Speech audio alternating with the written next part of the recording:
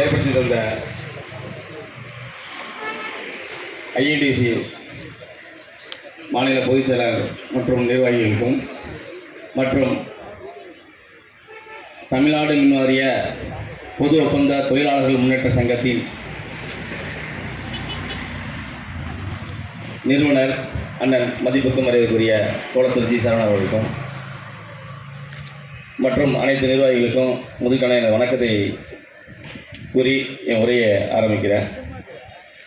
இதே இடத்துல கிட்டத்தட்ட பல போராட்டங்கள், பல ஆர்ப்பாட்டங்கள், பல சாலை மறியல்கள், பல உண்ணாவிரதங்கள் நடத்தியிருக்கோம். ஆனால் இந்த நேரத்தில் எதற்காக இந்த தேதியை அண்ணன் குளத்தூர் சரவணன் ஐயா சேகர் ஐயாவும் முன்னெடுத்து கொண்டு போகிறாங்கன்னா, இன்னும் குறுகிய காலங்கள், ஒரு 6 மாத காலங்கள் தான் இருக்குது.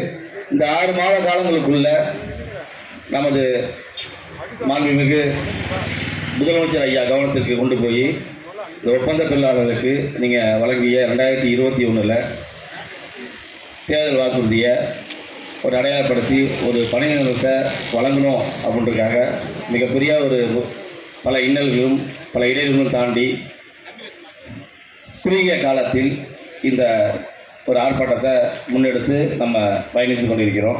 அதில் நானும் ஒருவனாக இருக்கும்போது எனக்கும் அந்த மிகப்பெரிய சந்தோஷமாக இருக்குது.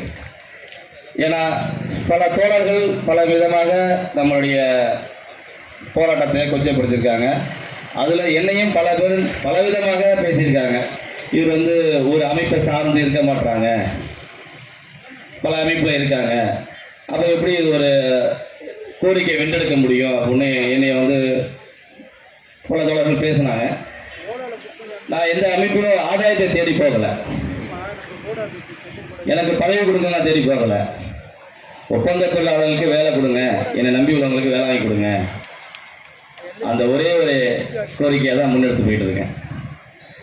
சில பயணிக்கும் போது அங்கே இருக்கக்கூடிய தலைவர்களோட ஒரு முரண்பாடில் நம்ம வெளியில் வரமோ தவிர மற்றபடி கோரிக்கை ஒன்று தான், ஒப்பந்த தொழிலாளருக்கு வேலை வேணும், அதை ஏதாவது ஒரு வழியில் வாங்கி கொடுங்க. அப்படி பார்க்கும்போது இவர் பல அமைப்புகளை உருவாக்கியிருக்காரு. ஆனால் இவர் இன்னும் ஒரு அமைப்பில் நிரந்தரமாக இருக்க மாட்டாரு. அப்புறம் பல கேள்விகள், பல பேச்சுவார்த்தைகள் வந்துட்டு தான் இருக்குது. ஆனால் எதற்காக நான் அப்படி ஓடிக்கிட்டு இருக்கேன், எதற்காக நான் அப்படி செய்கிறேங்கிறத அனைவருக்கும் தெரியும்.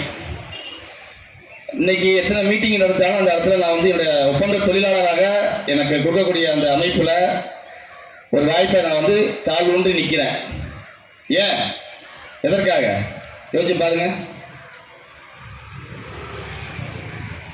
இதே 2017 நாகர்கோவிலில் ஒக்கிப்பையில் ஏற்பட்டது.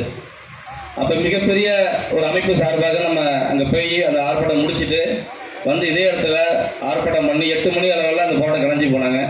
அப்போ நமக்கு அது உத்தரவாதம் அவங்க வழங்கலை. அதனால நம்ம தன்னிச்சையாக ஒவ்வொரு ஒன்று சேர்ந்து ஒரு அமைப்பை உருவாக்கி முன்னெடுத்து போகும்போது அதில் மின்சார வாரியத்தில் சென்ற அதிமுக ஆட்சியில் 10 ஆண்டுகளை ஒப்பந்த பணியாளருக்கு ஒரு வாய்ப்பை வழங்கலை. திராவிட மாடல் அரசுக்கு அப்புறம் அதில் போராடி தான் ஒரு வழக்கு போட்டு ஒப்பந்த தொழிலாளர்கள் வந்தாங்க.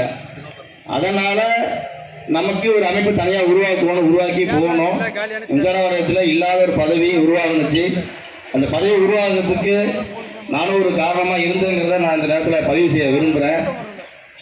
ஏன்னா ஐடிஐ படித்தவர்கள் என்னுடைய அலுவலகத்தில் அப்ரண்டிஸ் முடித்தவர்கள் அந்த பேஜி 2 ஆண்டுகள் அதிமுக பில்ல உள்ளே வந்துட்டாங்க. ஆனால் இன்னமும் நாங்கள் அதே பகுதியில் ஒப்பந்த பணியாளர் தான் இருக்கேன். ஆனால் அவங்க இன்றைக்கி போர்மன் கிரேடி வந்துட்டாங்க. என்னடா அப்படின்னு பார்க்கும்போது அவங்கள்ட்ட கல்வி தகுதி இருந்துச்சு, நம்மள்கிட்ட கல்வி தகுதி இல்லை. அப்போ நானும் படிச்சிருந்தா உள்ளே வந்திருக்கலாம்னு இப்போ காலம் கடந்து நம்ம யோசிக்கிறதை விட எப்படி இந்த வேலை வாங்குறதுக்கு என்ன வழி அப்படின்னு யோசிக்கும் போது தான் 2018 மிகப்பெரிய ஒரு போராட்டத்தை முன்னெடுத்து 3 கட்ட போராட்டம் ஒரு ஆண்டில் பண்ணி அந்த மின்சார வாரியத்தை செவிசாய்க்க வைத்து மின்சார வாரியத்தில் 5ஆம் வகுப்பு கல்வி தகுதியை வச்சு உருவாக்குனாங்க. அதை 19 தொழிற்சங்கங்களில் இருக்கக்கூடிய நம்ம கூட இணைந்து இருக்கக்கூடிய ஐயா சேகர் ஐயாவுக்கும் இதெல்லாம் தெரியும். அப்போ கூட எப்படி நீங்கள் ஒரு தொழிற்சங்கத்தை வந்து அங்கீகாரம் இல்லாத தொழிற்சங்கங்களை கூப்பிட்டு அப்போ பேச்சுவார்த்தை நடத்துனீங்க, எப்படி இந்த ஜீவோ பாஸ் ஆனுச்சு? அப்போல்லாம் வந்து பல தொழிற்சங்கங்கள் வழக்குகள்லாம் தொடர்ந்தாங்க. அதையும் தாண்டி இன்னைக்கு உள்ள இருக்காங்க தோழர்கள். இன்னைக்கு வெளியிலையும் ஒரு தோழர்கள் இருக்காங்க, போராடிட்டு தான் இருக்காங்க பல கட்டத்தில். ஆனால் நமக்கு மின்சார வாரியத்தில் திராவிட அரசு கட்டாயம் ஒரு நல்லது பண்ணுன்றதுக்காக தான் தேர்தல் வாக்குறுதி கொடுத்தாங்க. தேர்தல் வாக்குறுதியை சாமி வரம் கொடுக்க தயாராக இருக்குது.